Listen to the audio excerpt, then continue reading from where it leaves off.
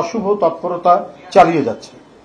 যারা মিথ্যাচার করে বিএনপিকে নানা তকমা লাগানোর অপচেষ্টা করছে, তারাই কিছু গণমাধ্যমকে ব্যবহার করে বিএনপির নামে অসত্য সংবাদ পরিবেশন করছে বা করানো হচ্ছে। জনগণ অবলোকন করছে যে গণহত্যাকারী নিষিদ্ধ সংগঠন ফ্যাসিস্ট আওয়ামী লীগকে পুনর্বাসন করার গোপন মিশনে নেমেছে একটি চক্র।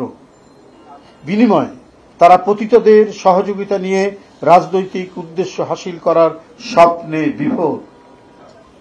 সাংবাদিক বন্ধুগণ, আমরা উদ্বেগের সাথে লক্ষ্য করছি যে সম্প্রতি কিছু পত্রপত্রিকা, গণমাধ্যম এবং সোশ্যাল মিডিয়ায় বিএনপির মনোনয়নের কথিত তালিকা নাম ধাম প্রকাশ করে দলের নেতাকর্মীদের মধ্যে বিভ্রান্তি, অসন্তোষ এবং বিশৃঙ্খলা উস্কে দেওয়ার ষড়যন্ত্র করছে।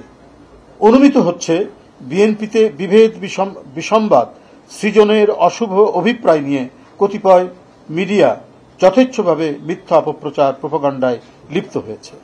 আমরা স্পষ্ট করে বলতে চাই, বাংলাদেশ জাতীয়তাবাদী দল বিএনপি আসন্ন জাতীয় সংসদ নির্বাচনের জন্য সর্বাত্মক প্রস্তুতি গ্রহণ করেছে।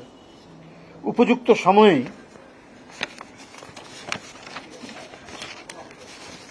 দলের নির্ধারিত যে প্রক্রিয়া, যে সিস্টেমে যাচাই বাছাই করে মনোনয়ন দেওয়া হয়, সেই যাচাই বাছাই করে যোগ্য ও সর্বোপরি জনগণের কাছে গ্রহণযোগ্য জনপ্রিয় ব্যক্তিকেই বেছে নিয়ে তাদের নাম প্রকাশ করা হবে।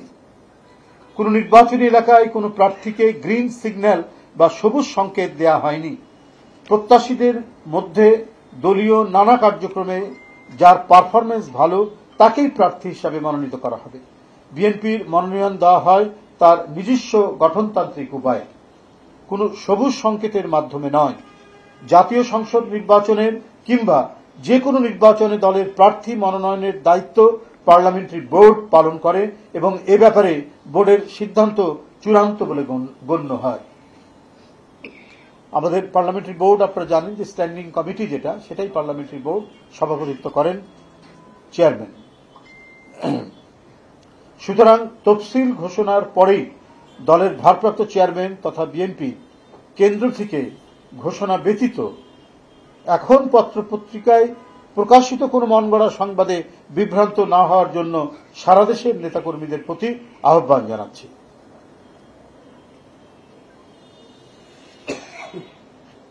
সবুজ সংকেত নয়, দলের ভারপ্রাপ্ত চেয়ারম্যান জনাব তারেক রহমান প্রতিটি এলাকায় ঐক্যবদ্ধভাবে কাজ করার সুনির্দিষ্ট ও যথাযথ নির্দেশনা দিচ্ছেন। তিনি ভার্চুয়ালি যে সমস্ত এলাকায় কথা বলছেন সেখানেও তার বক্তব্যে তিনি এই কথাটি বলছেন, বা ঢাকায় এসে যারা কথা বলছেন, যারা মনোনয়ন প্রত্যাশী হতে চান বা দলের নেতাকর্মী যারা আছেন, বিভিন্ন পদে যারা দায়িত্ব পালন করছেন, তাদের প্রত্যেকেই তিনি এই নির্দেশনা দিয়েছেন, আপনারা সবাই ঐক্যবদ্ধ থেকে কাজ করবেন। দল যাকে মনোনয়ন দিবে তার জন্য সকলে আপনারা কাজ করবেন। কিন্তু এখনই কোনো মনোনয়ন দিয়ে দেওয়া হয়নি, যেটা আমরা বিভিন্ন পত্রপত্রিকায় দেখতে পাচ্ছি। তালিকা ঘোষণা করা হয়েছে, এই সম্ভাব্য হতে পারেন, এই ধরনের বিষয়গুলো আমরা দেখছি, যার কারণে আপনাদেরকে এটা পরিষ্কার করে দেওয়া। তিনি তাগিদ দিচ্ছেন, অর্থাৎ ভারপ্রাপ্ত চেয়ারম্যান, বিএনপির নেতাকর্মীদের নিজেদের মধ্যে ঐক্যবদ্ধ থাকতে হবে। তিনি বলেছেন, আমাদের ইস্পাত কঠিন ঐক্য ধরে রাখতে হবে, আমাদের প্রত্যেককে গণসম্পৃক্ত কাজে সংশ্লিষ্ট থাকতে হবে। জনগণ বিরক্ত হয় এমন কোনো কাজে দলের নেতাকর্মীরা কখনোই লিপ্ত থাকবে না, জড়িত থাকবে না। তাহলে অবশ্যই জনগণের রায় ধানের শীষের পক্ষেই আসবে। ভারপ্রাপ্ত চেয়ারম্যান নেতাকর্মীদেরকে সারা দেশে ডোর টু ডোর গিয়ে আগামী দিনে জনগণের মুক্তির সনদ 31 দফা তুলে ধরার পরামর্শ দিয়ে যাচ্ছেন। এবং আমাদের নেতাকর্মীরা বা বিভিন্ন ইউনিট, জেলা পর্যায় থেকে বা থানা পর্যায় থেকে কেন্দ্র পর্যন্ত প্রত্যেকে এ ব্যাপারে অত্যন্ত নিবিড় আন্তরিকতায় তারা কাজ করেছেন।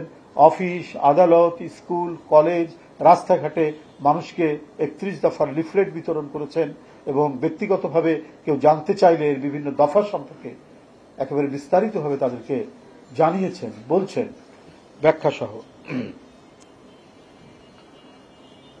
তিনি মনোনয়ন প্রত্যাশীদের ঐক্য সুদৃঢ় করার এবং আরও জনবান্ধব হওয়ার নির্দেশ দিয়েছেন। বিএনপির ভারপ্রাপ্ত চেয়ারম্যান জনাব তারেক রহমান বারবার একটি কথা বলেন, যা আমরা মনে প্রাণে বিশ্বাস করি, সেটি হল জনগণই বিএনপির সকল রাজনৈতিক ক্ষমতার উৎস।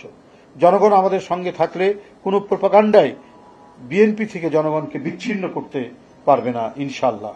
সারা দেশে বিএনপির সর্বস্তরের নেতাকর্মী, শুভার্থী ও শুভাকাঙ্ক্ষীদের প্রতি জনাব তারেক রহমানের আহ্বান, জনগণের ভালোবাসায় থাকুন, জনগণকে ভালোবাসায় রাখুন। ধন্যবাদ।